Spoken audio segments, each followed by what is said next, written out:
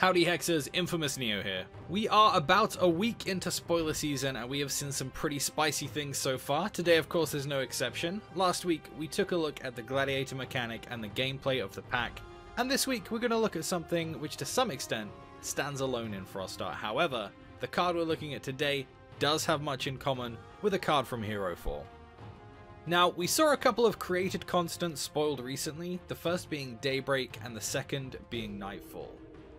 These guys are pretty simple. At the start of each turn, they both have an effect. One of them gives you health, and the other deals damage to your opponents.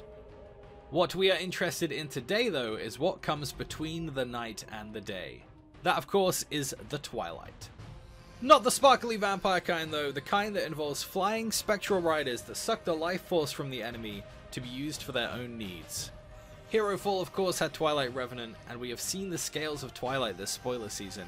We're not done there though. Frostheart gives us a true Twilight trio with Twilight Archon.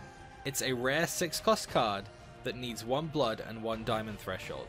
It has 5 attack, 5 defense, and like the smaller Revenant, it also has life drain and flight. We have one more effect too though, and that is that if you control a Daybreak and a Nightfall, you get to play Archon for free. Immediately this stands out as a powerful effect, but we've only seen a few things that can create these constants so far.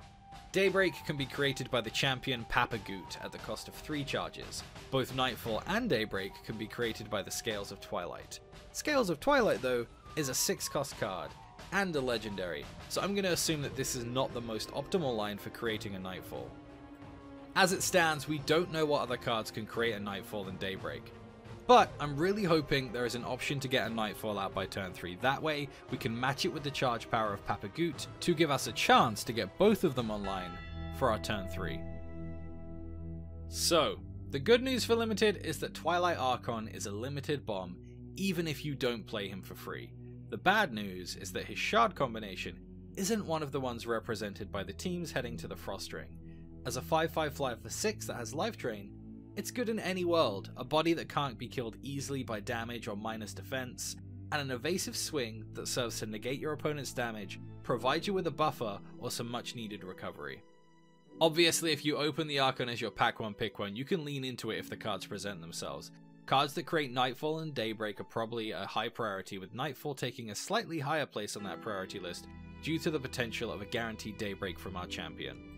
Past that, I'd probably look to get as much removal and stall as possible. I'd be looking for high defense troops and removal for those harder to deal with threats. With the stall and removal setup, the Blood Diamond deck can probably win games just from the health gain and damage of the constants alone. It's worth noting too that Shade Knight does seem to fit with this minor archetype, so there might be some more Twilight support to come. Outside of that, the Archon is a 6-cost, and it's only single threshold for Blood and Diamond. So perhaps splashing for it if you're in Blood or Diamond but not both is the right call. I can see a lot of cases where this splash would be worth it, even without the counterpart constant available. Now Constructed really has me thinking, at least in terms of if I will see this card in Constructed. We have 3 very powerful Blood Diamond Twilight themed cards now, the Invincible Revenant, the Free Archon, and the Destructive Scales of Twilight. So, is it possible we could see a constructed archetype based around these Twilight cards? Well, Blood and Diamond has some of the best removal options in the game. It's also where most of the troops with flight and life drain are. A deck based around increasing the life gap between you and your opponent might be something we can work with. A card like Tongue of the Black Crucible could work well here. Alternatively, since we know we're going to have at least 2 constants with different names, a constant based strategy might also work. Decree of Banishing and Any Chance might round things off for a deck that uses Radiant Physician and other constant triggers. Time is going to tell for this one, I think. Archon is a very powerful card that is propped up by cards that already exist and ones yet to be released, so we'll have to see what else comes along with Frostheart to see the true potential of it.